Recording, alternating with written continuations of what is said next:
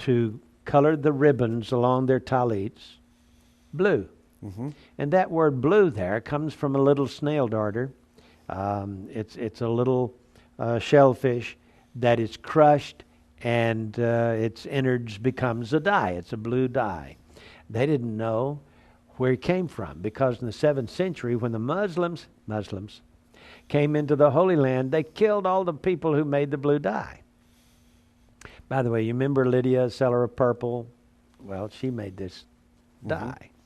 And so it was a very important and specific color, comes from a certain place that God wanted the talits colored with, and it was lost. They lost the formula. The people who knew the formula and manufactured this dye were all killed off by the Muslims.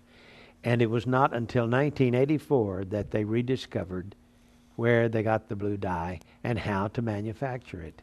And today, and by the way, for all those centuries, all the ribbons along the talits borders were black. Black. Today they are back blue and purple and beautiful colors again. Morning was turned to promise. Yeah.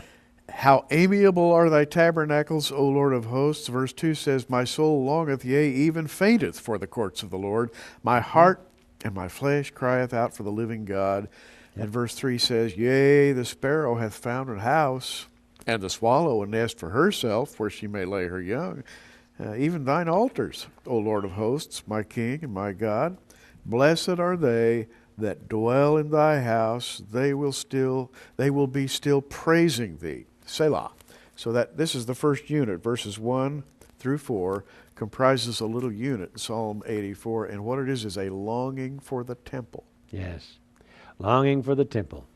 And you know what? It was that year, 1984, that the Temple Institute began building the tools of the temple. That's right. And they started out, and by the way, they have spent over $26 million in building the tools of the temple. In other words, they're not playing around, folks. They're going to have that temple. Absolutely. And they started in 1984 building it. And it is no coincidence that Psalm 84 begins to detail that idea. The Psalms, according to the sages of Israel, are a history of the Jewish people written in advance. Yeah. And we view it that way, and it's amazing how it works. Yeah, it is. Now, in the book that I published in 1986, which, by the way, is out of print right now, so don't try to order it. We'll let you know when we get it back in print again. But I wrote in Psalm 84, in January of 1984, Yigael Yadin published his commentary on the famous Temple Scroll. Yes. And they sold them for $256 for a set, you know. Well, hey, I scraped my pennies together and bought one of them. I've got the volumes with the Temple Scroll. It was the largest scroll, the last one bought from the Arab dealer, you know, who sold the others. Kept onto that Temple Scroll, and it was published in 1984. Gary, the very year. I mean, how can these Psalms be so accurate? It's just amazing to me. Cannot be a coincidence. It is not a coincidence. And again, once you become gripped with the idea that the Psalms are pre-written history, this idea will never let you go. And furthermore, it'll give you an insight into Scripture that you yourself will be absolutely astounded about. I am when I look at the Psalms. Every now and then, every 2 or 3 days or a week, when I see something new in the Psalms, it just blows me away. Yeah. It was also that year, 1984, that we had word out of Ethiopia that the Ark of the Covenant was in the Church of St. Mary of Zion in Axum. I mean, what are the odds, Gary? What are the odds, this is amazing. Indeed.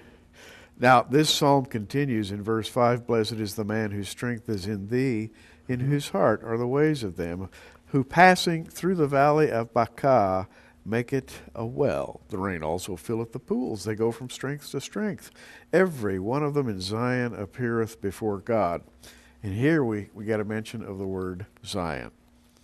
We should note that David named the mountain when he purchased the mountain with silver and with gold. And by the way, he got a receipt. It's written right in Scripture. Yeah. He owned the Temple Mount. He paid cash for it, and he named it Zion. So that's its name. And all those enemies of Israel, whose names are mentioned in the previous chapter, right, or previous psalm, need to understand that David bought that mountain. It belongs to him. Right. Well, I'd like for you to get the Prophetic Psalms DVD.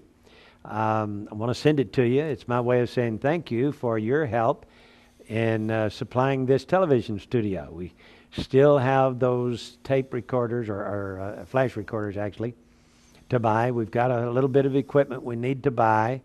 And so your gift, your designated gift, will help us to finally complete the studio here, so that we'll be able to go 16:9 not only on our webcast, but also on our television program one of these days. This, by the way, is just for our webcast. We'll still be 4x3 for a few more weeks till we can raise the funds and get. And by the way, I got a bid in. I got the prices in. I haven't looked at it yet, but it's sitting on my email at home. When I get home this evening, I'll look it over and see what we can afford and what we can't. But I want you to help us. You can send a donation for our building fund offering and ask for the Prophetic Psalms DVD. This was preached before a live audience in Florida, and it's a really neat little presentation, one of my favorite messages. I want to send it to you as my way of saying thank you for your donation and your help. Gary, it's been good today. Thanks for coming. JR, we're moving forward. It's very exciting what's happening here at Prophecy in the News, and we thank all our friends who've helped us to expand and to get into this new 16:9 format. JR, it's going to be fun. Yes, it is. So call the phone number at the bottom of your screen and make a donation, will you? Now, over the weekend, our offices are closed, but we have an answering service that can talk to you. So when you call, it's not someone in our office over the weekend. Our offices are open from 9 to 5 weekdays, Monday through Friday, 9 to 5 Central Time. If you'd like to give a donation, you want to talk to one of our people, one of our staff, then you may want to wait till Monday. But hey, get your call in, will you? And don't forget to do it. And if you have given to the building fund in the past to get this new studio up and going, and you did not get, because we were not offering this back during the summer, but we're offering it now. And if you didn't get it, you sent an offering and you'd like to get it, just call us. We would love to send this to you. So call us right away, either today or the weekend or Monday. Fine. Let us hear from you. I'm J.R. Church with Gary Stearman. Until tomorrow, keep looking up.